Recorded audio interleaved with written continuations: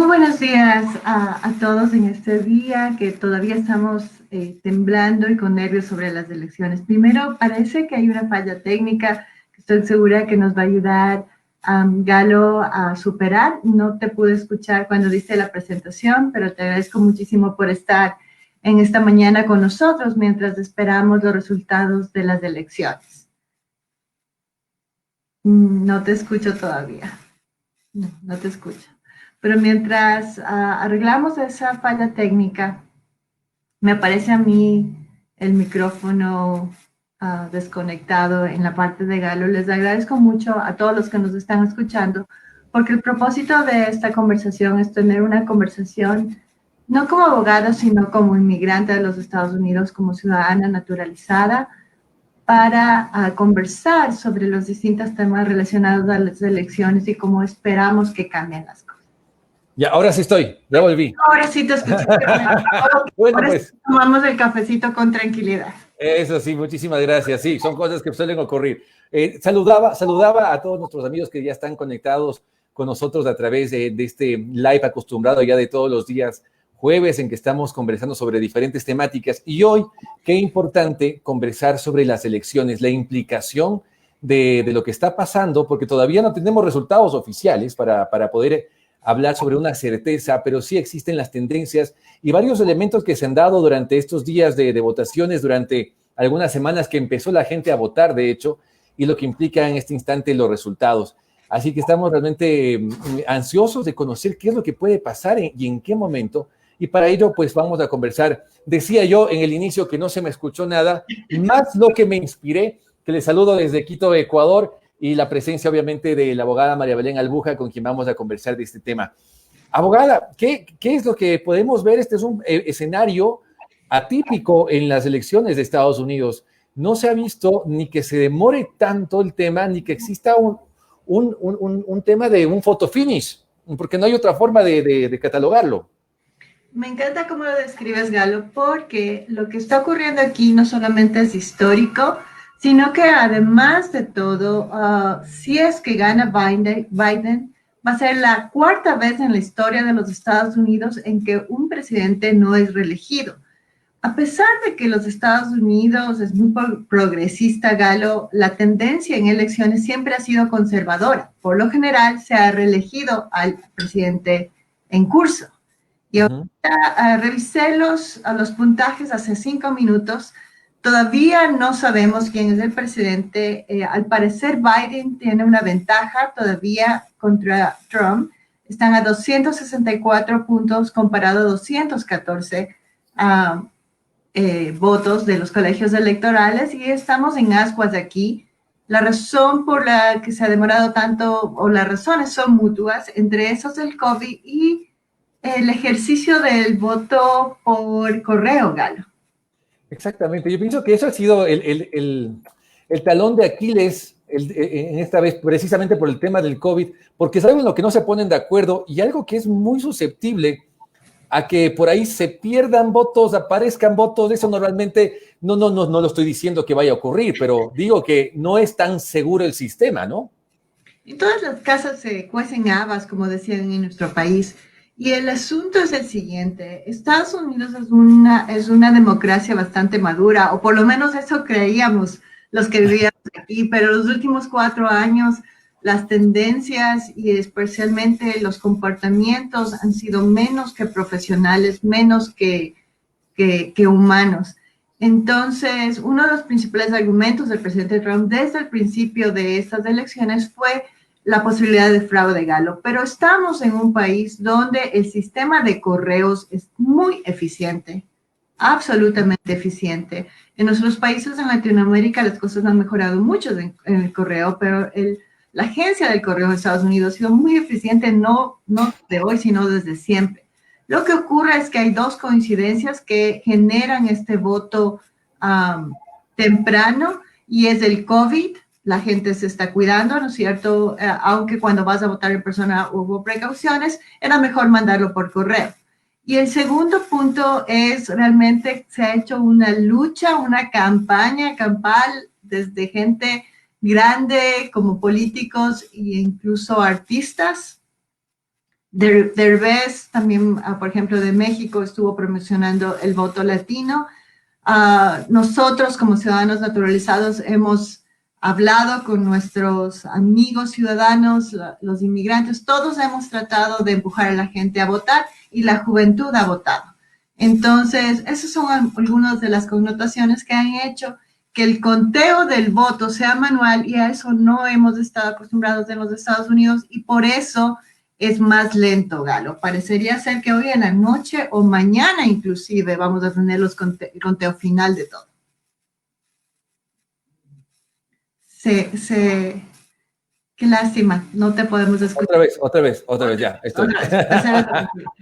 No pasa nada.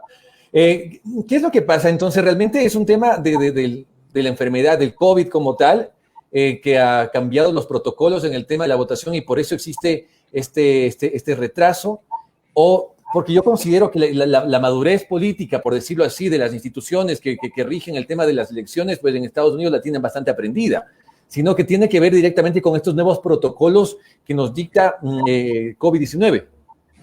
Mira, Galo, mi disclaimer, humildemente estoy hablando desde mi posición como inmigrante, no soy una experta en elecciones, pero es muy interesante que la juventud, aparte del COVID, que definitivamente jugó un papel importante en estas elecciones, la juventud y todos los emocionados en involucrarse por primera vez en estas elecciones, tomaron la iniciativa de, en su mayoría, mandar sus votos temprano, lo más pronto posible. E incluso en este momento, Galo, escuchaba esta mañana que si es que mandaste el voto por correo y está anotado que se mandó el 3 de noviembre, todavía van a estar contando esos boletos o estos votos si es que llegan el viernes temprano a Pensilvania, por ejemplo.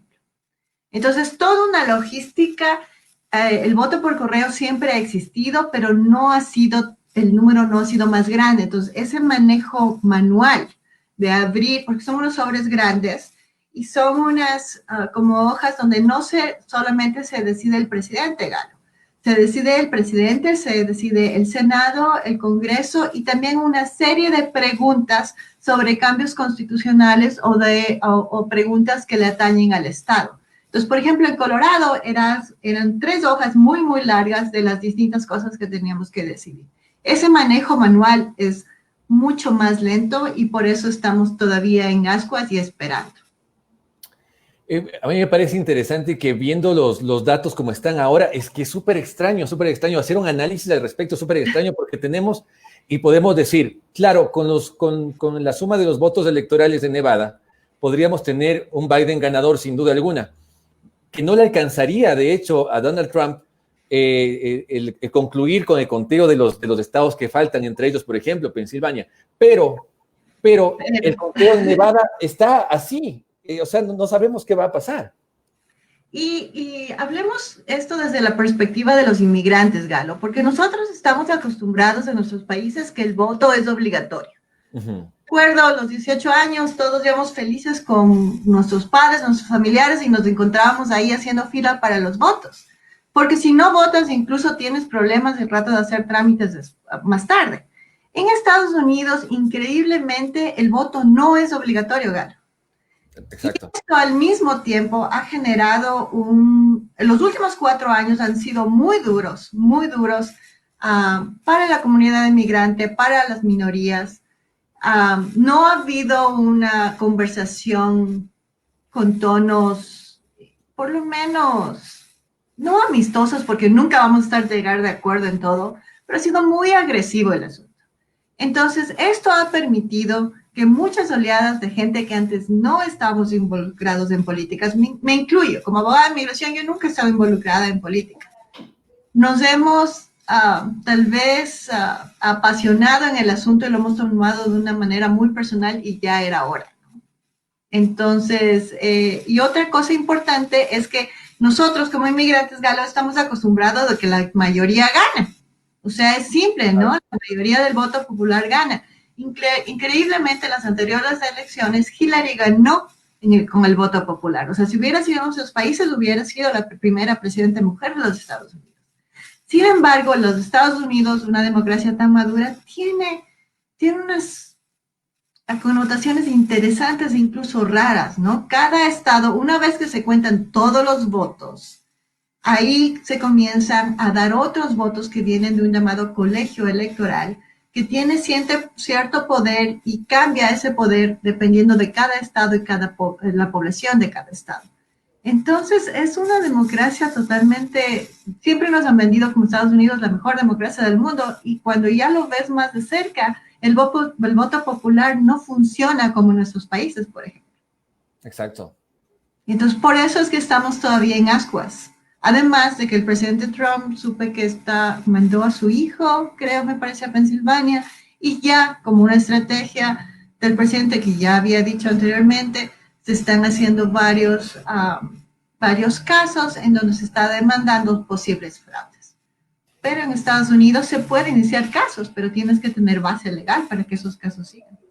Estaba queriendo entender un poquito el tema y me parece que incluso se inicia un caso de estos, y ahora sí entramos a materia legal realmente, puede dilatarse la proclamación de resultados incluso meses, ¿no? Mira, debo de admitir que el sistema legal de los Estados Unidos no es perfecto. Es bueno, pero también permite que se presenten este tipo de querellas legales, que lamentablemente sí, a veces y muchas veces son para perder el tiempo, ¿no? Entonces, no quiero entrar a política porque de nuevo no sé política, pero históricamente el presidente, no como presidente, sino como personaje público, ha utilizado el sistema legal para ganar tiempo en muchos de sus negocios. Parecía que lo mismo se va a hacer aquí, pero el ganar tiempo no le va a llegar a ningún lado, porque lo que es las posibilidades de fraude. Creo que en el tiempo que se eligió a Bush Jr. hubo bastantes argumentos relacionados a un posible fraude. Sin embargo, al final, cuando eso pasó hace casi 2 décadas, yo me acuerdo que como nueva inmigrante en ese país me quedé sorprendida de que una colega mía me dijo, mira, ganó Bush Jr. y aunque yo no voté por él, yo soy americana de los Estados Unidos y voy a respetarlo como presidente. Yo me quedé espantada de la madurez política. Hoy por hoy sucede exactamente lo contrario y el señor presidente es el que no acepta lo que está pasando.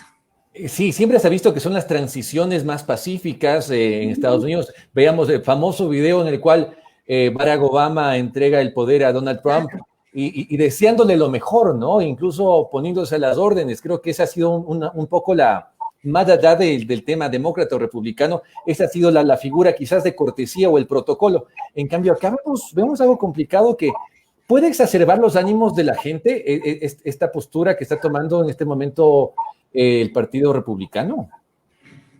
Más que el Partido Republicano, el problema que hemos tenido en los últimos 4 años, y eso es un argumento muy personal mío, es que si es que el ejemplo que es el presidente no tiene un argumento políticamente correcto, no puedo esperar que los seguidores lo tengan.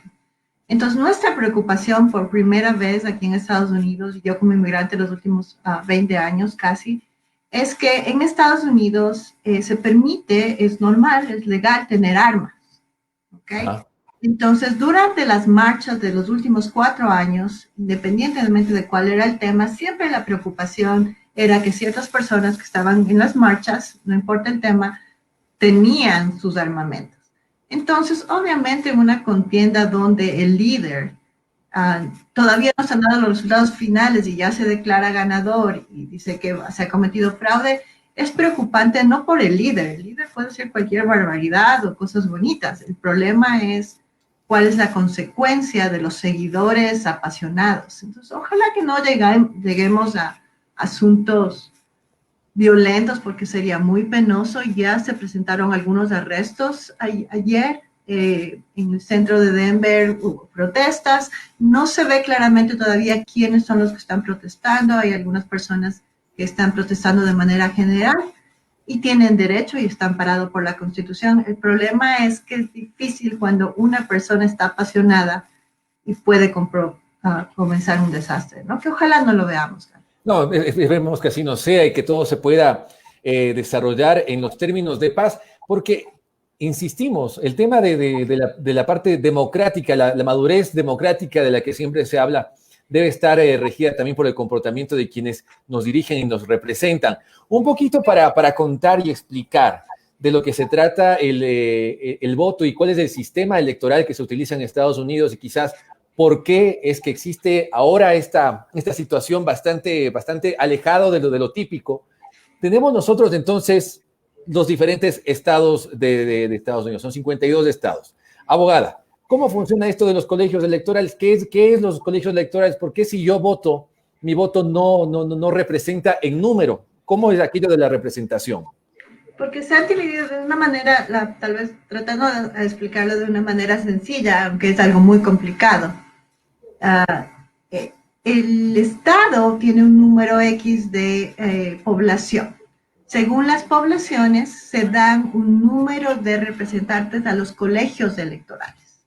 Estos representantes son los que van a dar su voto y el número de estos representantes van a dar los votos que finalmente van a declarar el presidente de los Estados Unidos. Obviamente esos representantes no es que hacen caso omiso al voto popular, pero se ve un porcentaje de la población que definitivamente no llega a ser representado. Esto es algo histórico en los Estados Unidos. Después de lo que pasó en la época que Trump fue reelegido, ha habido varios movimientos de tendencias a cambiar las cosas y que en el futuro ojalá tengamos un voto popular. Pero definitivamente no se pudo hacer para estas elecciones, era muy temprano. Entonces, por eso es interesante ver cómo algunos estados han cambiado de tendencia. En donde yo vivo, en Colorado, ganó el voto demócrata. Entonces, así es, me imagino que ha sido muy duro para los republicanos porque ahí hay una tendencia mucho más liberal, ¿ok? La izquierda y la derecha en los Estados Unidos no es extremista como en nuestros países. El argumento ha sido que los demócratas son socialistas, pero el socialismo no es ese que vimos en Venezuela, por ejemplo. A eso quería llegar también y qué bueno que lo topa, abogada, para partir desde ahí y seguir conversando, porque un poco esa fue la campaña, ¿no?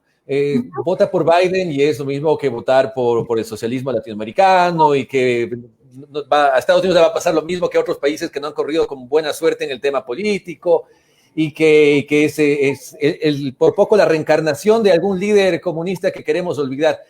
O sea, esa un poquito fue la campaña y un poco la gente lo creyó.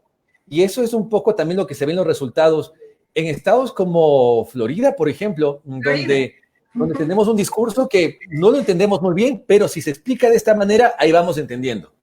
Claro, Florida es sorprendente para los latinos porque es el estado que en su mayoría, los inmigrantes y los latinos en general, es la segunda casa de los latinos, ¿no?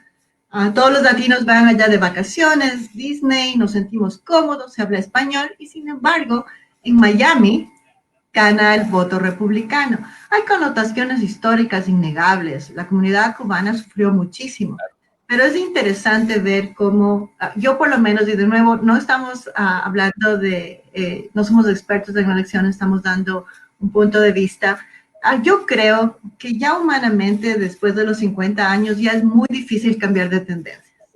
Entonces, he querido entender por qué el voto latino en Florida se mantiene con los republicanos. Creo que es una tendencia histórica, de un sufrimiento histórico de la comunidad cubana. Pero conozco personalmente, tengo una amiga muy querida cubana que vive aquí en Colorado, y sin embargo ellos son nuevos, son más jóvenes, totalmente distintos.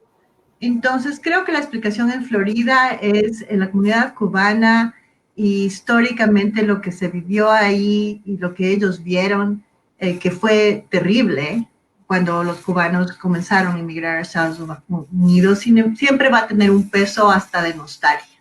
Al mismo tiempo, el otro grupo latino que ha apoyado muchísimo a Trump es la comunidad venezolana. La comunidad venezolana tenemos dos grupos, una comunidad que ha existido en números pequeños en distintas partes de Estados Unidos, más profesionales, y la comunidad que ha llegado en los últimos años, donde obviamente pues ellos no tuvieron la posibilidad de voto, pero los que ya estuvieron aquí votaron. Si es que votaron por Trump, yo lo he entendido como un voto de esperanza. Una esperanza ingenua, porque votaron, creo yo, porque pensando que Trump les iba a dar más facilidades a estos venezolanos que llegaron de la situación tan terrible del país. Digo ingenua porque Trump ha demostrado ir en contra de muchos países, como los países de Centroamérica, que tuvieron condiciones parecidas hace 20 años. Pero, ¿no es cierto?, la esperanza es lo último que se pierde, y por eso en Florida vemos estas connotaciones que tienen mezcla de nostalgia, ingenuidad y también una población que sufrió mucho hace más de 2 décadas. Y un tema de historia, ¿no? Que también es importante tomarlo en cuenta. Por ejemplo, en estados como Texas, quizás su cercanía también, al ser un estado fronterizo, también los ubica del lado republicano, ¿no? Y es un estado típicamente republicano, donde básicamente ha tenido una mayor cantidad de victorias de aquello. Más allá de que, evidentemente, dos presidentes, tenemos a George Bush padre e hijo, que pues provenían de allá, entonces, pero siempre tenía una tendencia más republicana, me imagino yo también por el tema histórico. Y Texas es interesante porque uno creería que al vivir en la frontera somos más flexibles, somos más, hay la empatía más con el que viene de frontera. Mi suegra es de Texas. Uh-huh. Históricamente era un estado muy racista, y lo que desaparece legalmente, lamentablemente, se conserva de generación en generación. Entonces, un poco de el llamado a nuestra comunidad de votar por Biden no era porque él nos iba a cambiar las cosas y poner las cosas de color de rosa. Necesitamos una reforma migratoria y esa no nos lo puede dar el presidente, sino que si históricamente Texas, al ser un estado fronterizo, mantiene todavía raíces muy serias de racismo, a pesar de que prácticamente México era Texas. Claro, absolutamente. ¿Qué es lo que lo que más miedo nos daba a todos, creo, era que estas nuevas generaciones que se están criando con este odio al ciudadano americano que tiene acento o al que se ve distinto, sigan multiplicando este odio? Entonces, creo que esa es la razón por la que mucha gente que no votaba ahora se unió a votar, para no ver eso, porque eso se queda de generación en generación. Es lo que más nos aterraba y me aterraba a mí personalmente. Absolutamente. Hoy es 5 de noviembre, son las 9 de la mañana con 25 minutos en Denver, 11 de la mañana 25 minutos de acá en Ecuador, en Bogotá, México, para arriba. Entonces, estamos con estos resultados en pantalla, que son los que tenemos hasta el momento.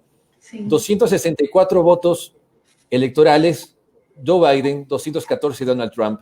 Faltan 6 para Joe Biden. En teoría, esto nos diría, al menos acá en Ecuador, decimos, no, pues ya gané, ya está, yo celebro. Sí, armen la tarima porque yo ya gané. Pero esto, como estamos viendo en el análisis, no es tan así, porque los pesos de los diferentes estados es diferente. ¿Qué es lo que más nos conviene como comunidad latina, abogada? ¿Qué es lo que podemos esperar de la victoria de uno u otro candidato en el aspecto migratorio? En el aspecto migratorio, lo que necesitamos es un cambio de legislación. Realmente estamos viendo qué presidente va a ser el nuevo presidente de los Estados Unidos, pero lo que el nuevo presidente puede hacer es un cambio de política general e interpretación de la ley. Te explico. El presidente Trump tiene una connotación en contra de la inmigración que se llama tolerancia cero. La tolerancia cero ha llegado a extremos en donde no se cumple el debido proceso. La tolerancia cero ha permitido que se extienda el miedo en nuestra comunidad. Y la tolerancia cero incluso ha incluido temas de discriminación a ciudadanos americanos, hijos pequeñitos, por asuntos de que en las residencias se está analizando con lupa asuntos financieros. Entonces, la tolerancia cero ha permitido un abuso de autoridad. Si es que Biden gana, no espero ni soy ingenua, no va a estar todo color de rosa. La ley es la misma desde 1997, pero esperamos que por lo menos se quite esta tolerancia cero y por lo menos, aunque no hay perfección en esta vida, tengamos más tranquilidad, por ejemplo, al momento de aplicar la residencia. Ya no exista estos temas de discriminación financiera, se llama carga pública, que ha afectado a muchos de nuestros clientes. Ya no existe el miedo de los tweets del señor presidente, que literalmente causaba nostalgia y terror en la comunidad inmigrante cuando decían que iban a ser redadas, ¿no es cierto? Claro. Entonces, desde el punto de vista migratorio, espero que se vuelva a reconocer los tratados internacionales. El presidente Trump realmente hizo caso omiso a los tratados internacionales en asilo político, por ejemplo. Entonces, poquito a poco, porque no va a pasar en un día, esperamos que si es que él no es presidente, se recuperen ciertas cosas básicas que perdimos. Otra cosa que perdimos es el grupo DACA de los jovencitos que llegaron a la infancia a los Estados Unidos, que tienen su permiso de trabajo, que les permite, no total seguridad, pero les permite tener una vida digna. También nos quitó ese programa. Y también atentó contra personas que tienen el TPS, que es un permiso de trabajo especial, entre esos nuestros amigos salvadoreños, nicaragüenses y hondureños. Entonces, desde el punto de vista migratorio, no nos puede arreglar la vida, pero creo que vamos a estar mejor porque ya el hecho de quitar la tolerancia cero ya nos permite más tranquilidad. Pero necesitamos una reforma migratoria, definitivamente. Y estamos, por ejemplo, a ver, permítame, estamos aquí viendo y observando, esta es la parte del Senado, por ejemplo, esto tiene que ver con el Senado, en el cual absolutamente todos los resultados son extremadamente cerrados, cercanos. Sí. ¿Qué tanto puede deslegitimar aquello a un Senado, a una Cámara, en el sentido que vemos que tanto puede ganar el uno como el otro? La competencia no es mala. El problema es cuando las dos partes no pueden llegar a puntos de coincidencia. Entonces, en la época de Obama, teníamos un presidente, aunque no todo el mundo está de acuerdo con lo que yo voy a decir, teníamos un presidente que sí tenía ganas de llegar a firmar una ley a favor de una reforma migratoria. Sin embargo, nunca se llegó a poner de acuerdo ni el Congreso ni el Senado. Actualmente, tal como van los números, parecería ser que a nivel de la Cámara de Representantes tenemos mayoría demócrata con un afán de llegar por lo menos a una ley que nos dé residencia a nuestros amigos DACA, por lo menos. Ojalá los vecinos. En el Senado estamos casi al par, entonces ahí habrá que ver la buena voluntad de buscar coincidencias. En leyes y en asuntos migratorios, no podemos tener todo lo que queremos, ¿verdad? Como en la vida. Lamentablemente no se va a poder ayudar a todas las familias, pero definitivamente una reforma migratoria que pase del Senado con coincidencias mutuas y que finalmente sea firmada por el presidente, creo que sí sería un beneficio. Nosotros con el presidente Trump hemos podido hacer casos galos con tranquilidad, hemos podido ganar casos, estamos tramitando casos, no se ha detenido, pero el factor emocional ha provocado dos extremos, o gente que tiene pánico y literalmente no salía de su casa o solamente iba de su casa al trabajo, o gente que ya estaba dispuesta a regresarse a sus países. Eso no lo había visto yo antes. Y es entre otros miedos. Por ejemplo, ¿qué pasa, abogada? Más allá de quién gane, porque como viendo usted lo recalca, no estamos aquí haciendo una opinión política, estamos sencillamente haciendo un análisis desde el punto de vista periodístico, el mío, y legal migratorio, el suyo. Abogada, ¿qué pasa con aquellos trámites en el tema de ciudadanía que están ahorita precisamente en trámite y con este tipo de transición que no está siendo tan rápida? Me encanta la pregunta porque no solamente ciudadanías, tenemos residentes en proceso, por ejemplo. Entonces, las elecciones no afectan directamente a esos trámites. Los trámites se mantienen, siguen. Con Trump o sin Trump, podemos aplicar la ley y seguir atendiendo a servir a nuestros clientes. El problema es que en la práctica, debido a esta administración y a la tolerancia cero y otra serie de decisiones que tomó este presidente, nuestros casos, algunos casos, se han complicado más. Y eso significa que mi cliente tiene que presentar mucha más información, tiene que cumplir muchos más requisitos y a veces, especialmente en los asuntos económicos, hemos tenido que esperar 1 o 2 años para lograr finalmente el proceso adecuado. Entonces, déjame darte un ejemplo. Yo tengo una cliente un ejemplo de mujer. Ella es ciudadana americana, inició el trámite a favor del esposo. Y durante el trámite ella se fue a vivir a México. Obviamente ese tiempo en México con su hijita y su esposo, sus ingresos no eran los mismos que los que tienes en Estados Unidos, y más en México donde no se paga, no se utiliza el dólar. Cuando su esposo llegó finalmente a la entrevista de la residencia, justo les tocó por mala suerte la nueva interpretación de la ley de la carga pública y el oficial tuvo que utilizarla y dijo, sí, usted es casado con ciudadana, pero potencialmente usted va a hacer carga pública a los Estados Unidos. Y se consideró los ingresos de mi cliente. Entonces, muy discriminatorio el asunto. Cuando el señor iba a venir a Estados Unidos, no iba a necesitar los beneficios del gobierno, solo quería trabajar. Esta señora se ha demorado 2 años. 2 años. Tuvo que venir a Estados Unidos, trabajar. Es una persona muy luchadora. Trabajó, consiguió, ahorró, mejoró, terminó sus estudios. Ahora tiene un trabajo que tiene todos los beneficios de la ley. Y ahora ha tenido que esperar 2 años para estar así en ese nivel, para que nuevamente su esposo otra vez tenga la entrevista y vean sus asuntos financieros y digan, cierto es, usted no va a hacer carga pública de los Estados Unidos. Entonces, una esposa ciudadana americana. Podemos decir que sí existe cierto tema de las restricciones, pero no tiene que ver con este proceso de elecciones. No tiene que ver con elecciones. Pero sí la flexibilidad en el caso de que pueda ganar o el uno o el otro. ¿Por qué? Y aquí, por ejemplo, es un poquito lo que comenta Abraham Cabezas, que ya lo comentamos un poco, que es un tema que responde a factores históricos, más allá de sencillamente que cierta comunidad latina vaya y apoye a un candidato o al otro. Tiene que ver con muchas cosas.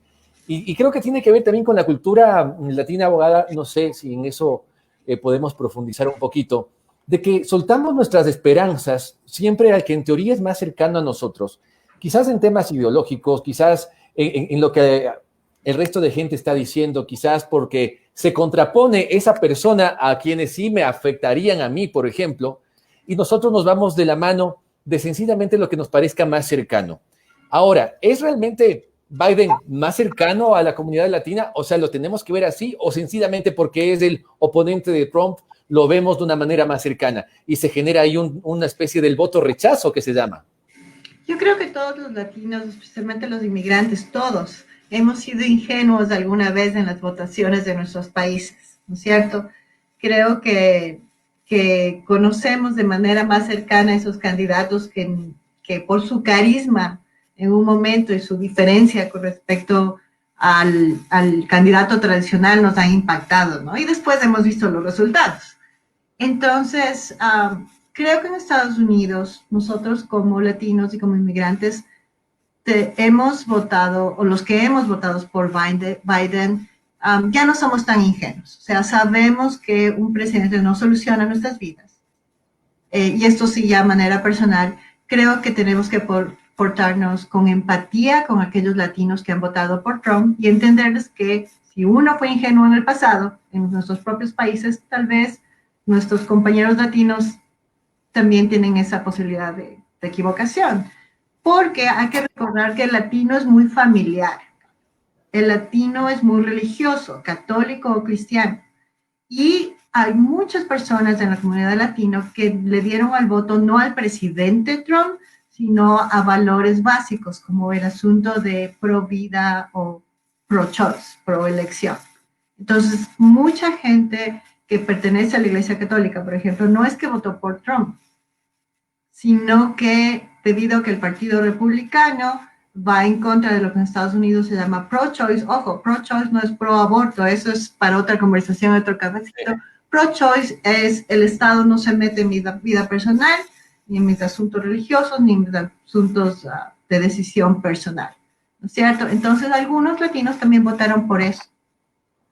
No votaron por Trump, sino por tendencias o valores del Partido Republicano. Exacto. Hay que recordar, los republicanos y los demócratas en Estados Unidos no son esos extremos que vivimos en nuestros países. No es ese extremo de izquierda del Che Guevara. Claro. Ese socialismo que nos venden, eso no es aquí. No es posible. No, es imposible tener eso en este país. Y eso tomarlo en cuenta, ya no para estas elecciones, evidentemente, pero quizás en el futuro, no tomarnos las cosas tan comparativamente con lo que pasa en nuestras realidades, ¿no? Sobre todo en el tema de Estados Unidos. Tenemos que darnos cuenta que la realidad en Estados Unidos es muy distinta. La madurez política de la que hemos conversado es muy diferente. No digo que sea perfecto, no digo que esté muy bien, digo que es diferente. Y en esa diferencia es la que nos tenemos que nosotros apalancar. El darnos cuenta que las cosas no se manejan al igual que en otros países. Puede ser que en otros países incluso se manejen mejor, y eso sin duda, pero sí la realidad es muy distinta. Y solamente extrapolamos las cosas y lo comparamos con nuestra realidad y tomamos una decisión en base a una realidad que no estamos viviendo, sino a la que vivimos antes de nuestros países. Y creo que ahí empiezan los grandes errores. Pero, abogada, más allá de todo aquello, y dentro de la comunidad y de Denver, la ciudad donde usted radica y labora, ¿cómo ve la perspectiva de las personas, de la gente que conversa con usted, la gente que va a sus consultas? ¿Qué es lo que dicen? Yo lo que espero, la gente, como te contaba, ha tenido estos dos extremos con la política de tolerancia cero del presidente Trump. Los dos extremos han sido, no hago nada, de ley ni siquiera necesito una consulta porque ¿para qué? O sea, total congelamiento. Y las otras personas que en cambio me decían, tengamos una consulta y ¿sabe qué? Si es que no tengo caso, por lo menos hablemos de lo que tengo que hacer en un caso de emergencia. Entonces se han creado los dos extremos. Actualmente, mientras esperamos el nuevo presidente, yo espero, y no va a pasar en un día, que esto nos permita tener conversaciones más amistosas, Galo, porque es lo que yo, y ahí sí hablo como inmigrante, eso es lo que se ha perdido en este país estos 4 años. Hace 18 años seguramente había gente que le molestaba mi acento o le molestaba que yo era inmigrante, pero no me lo decían, ni yo lo sabía, ni yo lo percibía. Tal vez también por ingenuidad, porque he querido en este país mucho, me ha permitido reinventar.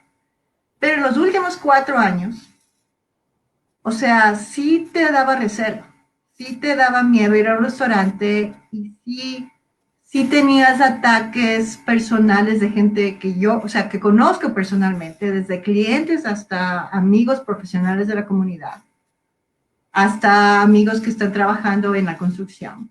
O sea, desde clientes hasta gente conocida que sí la gente ya se llenaba de valor y le atacaba a uno verbalmente, cibernéticamente, y en un caso recientemente, una persona conocida mía casi llegaron a agredirle físicamente. Entonces, eso no se veía antes. Entonces, ojalá que este semillero de los últimos 4 años no crezca con cualquiera que sea la decisión mañana. Porque Sí. eso ha sido lo peor que ha pasado estos 4 años. Hay un tema de confrontación, ¿no? Que yo lo viví, estuve un mes allá y para mí era súper extraño, porque más que nada es como que se identificaban hasta las viviendas y no era así como acá, digamos, perfecto, pongo un postercito del partido de mi preferencia y se acabó, sino que eso significaba que tenías que como que alejarte de ese sitio y como que este barrio es pro-Trump, este barrio es pro-Biden, y la gente... Pero esto sí hay que tomar en cuenta algo, y me gustó mucho un análisis que leí recientemente, que no es que desde que Trump es presidente la discriminación apareció o el racismo apareció, pero sí lo legitimó en muchos aspectos, sí lo permitió y lo avaló de alguna manera, quizás con su forma de ser y su personalidad, no a términos de decreto ni mucho menos, porque ahí estaríamos hablando de la Edad Media, pero sí quizás con su personalidad avaló que sus seguidores puedan sacar aquello que sí lo tenían, ¿no? Sí, y creo que también hay que sacarle lo positivo a esto, ¿no? Lo positivo es que a veces en la vida uno también tiene que saber la realidad.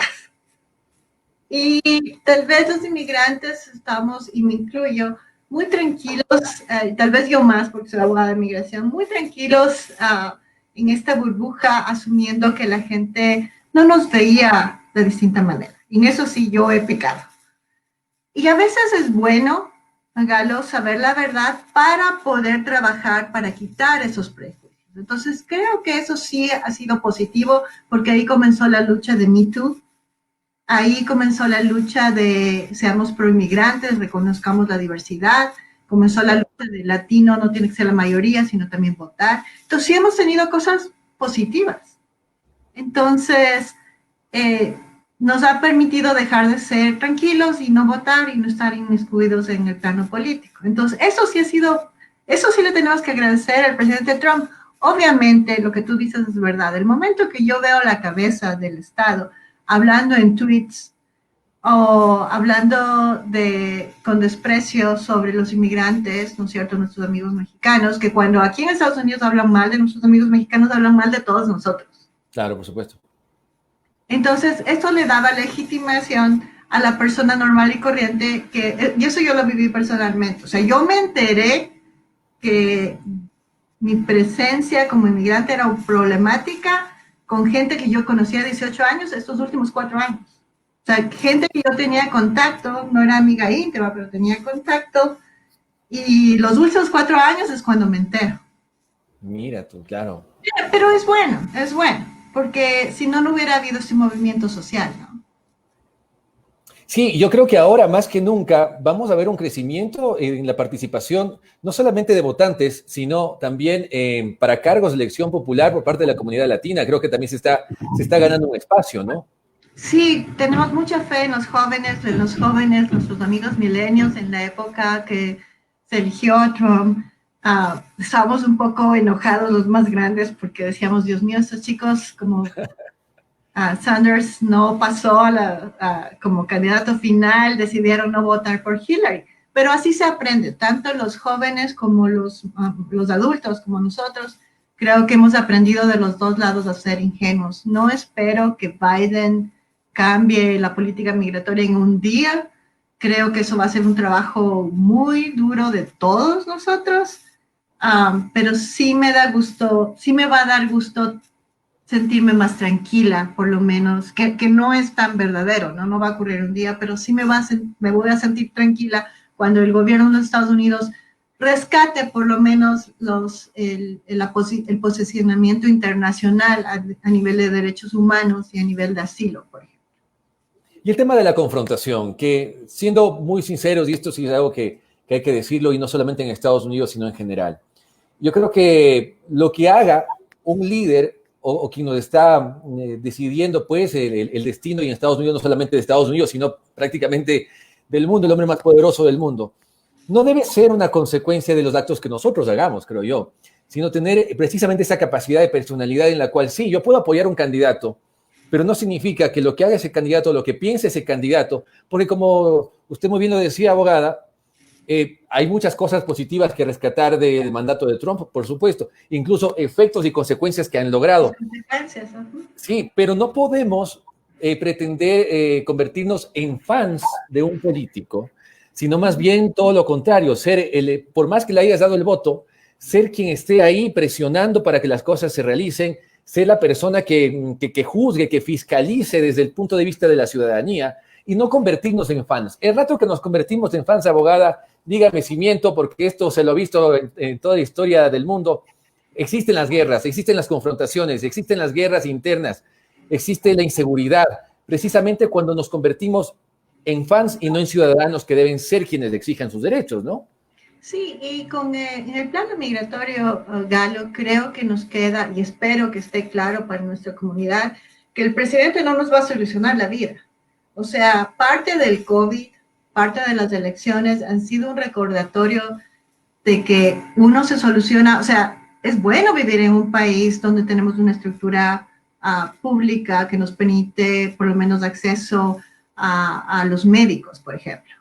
Es bueno vivir en un país donde el salario mínimo es razonable. Es bueno que tengas oportunidades, pero al final del día el inmigrante es el que tiene que armarse de coraje y acordarse de lo valientes que fuimos al venir, sea en avión o por tierra, y no quedarse con los brazos cruzados, porque creo que es la moraleja del COVID y de estas elecciones. Ni el COVID nos va a dejar sin trabajo, porque mi comunidad, como sin COVID, como sin documentos, trabaja. Ni el presidente Trump o el presidente Biden me va a solucionar la vida. Eso tiene que ¿Esperamos que el Congreso haga una reforma migratoria? Sí. ¿Que nos conviene que haya conversaciones a nivel de Senado más tranquilas? Definitivamente. Pero al final, el inmigrante es el que ahorra para momentos difíciles como los del COVID, o el inmigrante es el que toma la decisión de comenzar un caso migratorio independientemente de quién es el presidente, ¿no? Absolutamente. Vamos a ir cerrando. Tenemos una preguntita por acá.